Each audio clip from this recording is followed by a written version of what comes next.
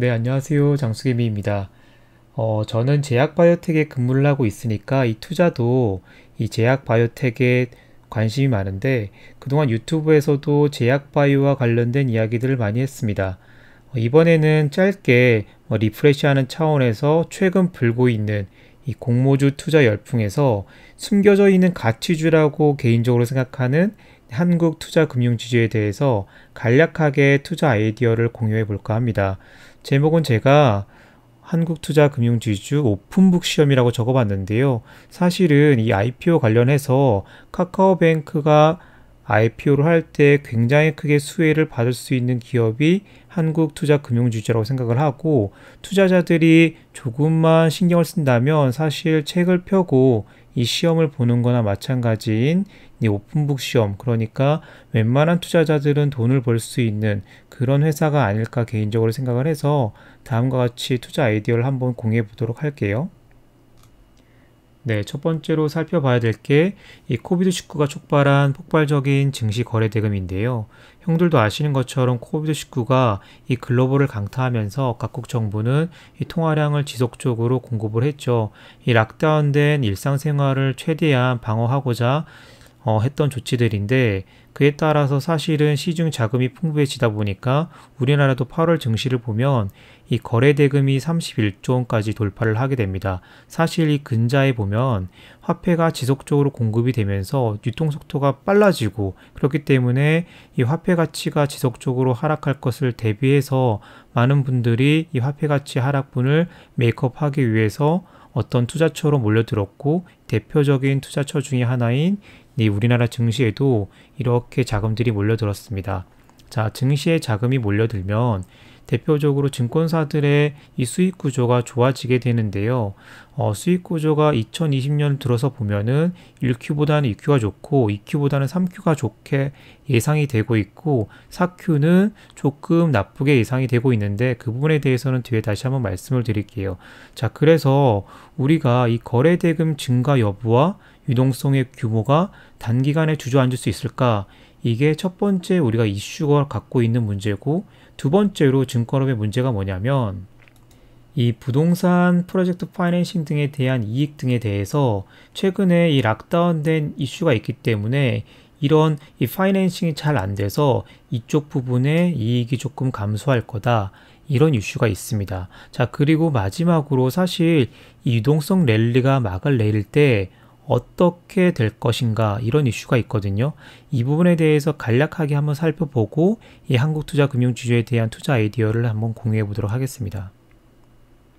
증권업이 가지고 있는 이슈 중에 하나는 보시는 것처럼 2020년에 코비드19가 본격화되면서 각국 정부가 통화량을 막 늘렸습니다.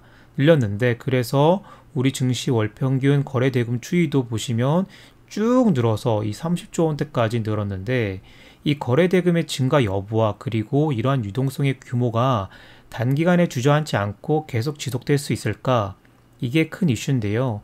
형들도 아마 예상하시겠지만 코비드19가 촉발한 어떤 전 세계 국가의 이 통화량 증가는 굉장히 역사적이고 무지막지하게 크기 때문에 단기간에 지금 우리가 2분기, 3분기 끝나고 주저앉을 정도로의 통화량이 풀렸다고는 보기 힘들고 그거보다는 훨씬 많은 돈이 풀렸기 때문에 아마 수년간 이 통화량의 디레버리징이 계속될 날이 분명히 올 거고 그게 아직은 아닐 거다라고 개인적으로 생각을 하고 있습니다. 형들도 아마 그렇게 생각을 하실 거예요.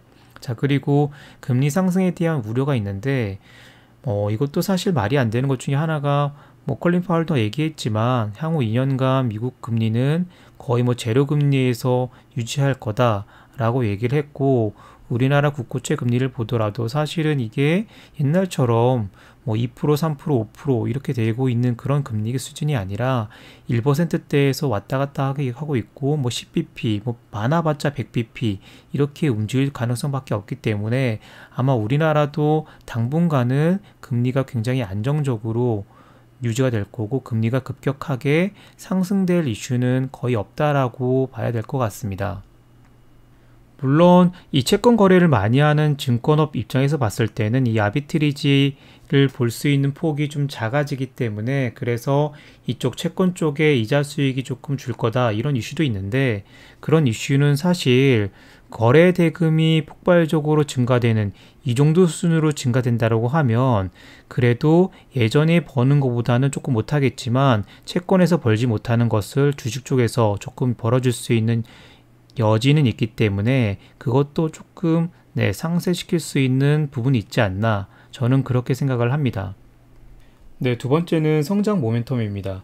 금융업 중에서 이 은행과 보험업이 이 성장 모멘텀이 떨어져서 저평가를 받고 있는데 그나마 증권업은 성장 모멘텀을 볼 수 있는 산업으로 볼 수 있습니다. 그중 대표적으로 두 개 기업이 성장 모멘텀을 가지고 있다고 해서 이렇게 탑픽으로 꼽히고 있는데 그 첫 번째가 미래에셋, 두 번째가 오늘 우리가 투자 아이디어로 보고자 하는 한국투자금융주주입니다. 저도 해외 주식 거래를 할 때는 미래에셋을 쓰고 있는데 미래에셋 같은 경우에는 해외 주식 수주로 비중이 거의 30%에 달하기 때문에 그 부분에서 성장 모멘텀을 가지고 있다라고 하는 거고 한국투자금융주주 같은 경우에는 카카오뱅크의 지분, 카카오 지분은 아니고 카카오뱅크의 지분을 가지고 있는데 30%가 넘게 갖고 있기 때문에 카카오뱅크가 곧 IPO를 하면 그에 대한 가치를 투영받을 것이다 라고 하는 것으로 성장 모멘텀을 가지고 있는 거죠. 자, 중요한 거는 데이터 3법이 이미 8월 달에 통과를 하고 시행을 본격적으로 지금 앞두고 있는데 이 카카오뱅크가 앞으로 펼쳐질 이 핀테크 산업의 개화에 따라서 어떻게 적응하고 어떻게 비즈니스를 펼치냐에 따라서 이 카카오뱅크의 지분 가치도 굉장히 커질 것이다 라고 우리가 기대를 하고 있는 것이죠. 네, 데이터 3법이 8월 달에 통과를 하고 이 핀테크 산업이 본격적으로 활성화될 거다 이렇게 기대를 하고 있는데 카카오뱅크 입장에서도 IPO 이후에 지속적으로 사업을 확대하려면 이 핀테크 산업이 굉장히 중요하죠. 핀테크 산업에서 이 신규 사업으로 지금 꼽고 있는 게 첫 번째가 이 12쪽 사업을 확장하는 거고 두 번째가 데이터 사업을 시작을 하는 겁니다. 카카오뱅크의 특성상 형들도 아시는 것처럼 이 모바일 은행이기 때문에 부동산 대출의 한계는 분명합니다. 시중은행들은 이 부동산 대출이 굉장히 규모가 크기 때문에 그 부분에 있어서 카카오뱅크는 조금 약점을 가지고 있죠. 그렇기 때문에 이 비금융 데이터를 이용해서 이 자산관리 분야나 어떤 다른 분야의 핀테크 산업을 모색해야 되는 게 이 카카오뱅크의 앞으로의 숙제인 거죠. 그런데 그 점에서 굉장히 카카오 쪽에 유리한 부분이 있습니다. 이 데이터 사업 그리고 보시면 아시겠지만 이 데이터는 결국에는 현재에서는 다른 나라들도 마찬가지고 이 빅테크 기업들이 주도할 거다라고 지금 예상하고 있고 그 중에서도 20대에서 40대 그러니까 이 모바일 이용도가 굉장히 높은 고객들이 주요 타겟이 될 거고 그러한 타겟들은 사실 빅테크 기업들이 모두 다 주도하고 있다 라고 보시면 될 것 같고 이 빅테크 기업들 중에서 가장 모바일에서 활성화되고 있는 어플리케이션을 보면 이 카카오톡은 당연히 수위에 있고 은행 중에서는 이 카카오뱅크가 단연 1등으로 올라서 있기 때문에 카카오뱅크가 이 자회사들을 통해서 그리고 다른 관계회사를 통해서 얼마만큼 이자 수익 이외에 기타 수익을 창출할 수 있을 것인가가 앞으로 카카오뱅크가 크게 성장하는데 핵심 이슈가 될 것 같습니다. 네, 어쨌든 소비의 주체인 20대부터 40대를 위한 이 다양한 핀테크 산업에서 이 카카오뱅크가 발빠른 행보를 보여주리라고 기대를 하고 있고요. 뭐 은행의 어떤 프리미엄 서비스라던가 이런 것들을 구독 경제를 통해서 더욱더 소비자들을 유인하거나 그리고 이렇게 다양한 핀테크 산업 그리고 다양한 서비스를 통해서 이자 수익뿐만 아니라 비이자 수익의 어떤 비율도 늘려야 카카오뱅크의 기업 가치도 분명히 커질 거라고 기대하고 있습니다. 이것은 카카오뱅크의 앞으로의 숙제라고 할 수 있겠죠. 네, 자 지금부터가 투자 아이디어인데요. 이 카카오 게임즈가 얼마 전 상장을 위해서 청약을 받았는데 이 59조 원이라는 어마무시한 자금이 몰렸습니다. 이 최종 경쟁률은 이 1525대 1이고 1억을 넣었어도 이 5주밖에 못 받았다고 하는데 굉장히 경쟁이 치열했다고 봐야겠죠. 그런데 왜 우리가 지금 이렇게 IPO에 몰릴까요? 형도 알고 사실 저도 알고 있죠. 이 시중에 돈은 끊임없이 풀리고 있고 이 정부에서는 부동산을 틀어막고 있고 그에 따라 내가 자본을 투자하고 확실하게 돈을 벌 수 있다고 생각되는 이 공모 시장에 돈이 몰리고 있는 것이죠. 그리고 그것이 이 SK 바이오팜 등으로 증명도 됐죠. 그런데 가만히 생각을 해보면 이 IPO 시장의 최대어는 카카오 게임즈가 아니고 그리고 SK 바이오팜도 아니고 카카오뱅크입니다. 그러면 또 저렇게 이렇게 어마무시한 경쟁을 하면서 나중에 또 청약을 해야 할까요? 저는 개인적으로 카카오뱅크에 투자하는 가장 이 스마트한 방법이 이 한국투자금융지주의 주식을 그냥 시장에서 사는 것이라고 생각을 합니다. 그게 가장 스마트한 선택이 아닐까 싶어요. 네, 그러면 카카오뱅크의 기업 가치에 대해서 한번 살펴봐야 되는데요.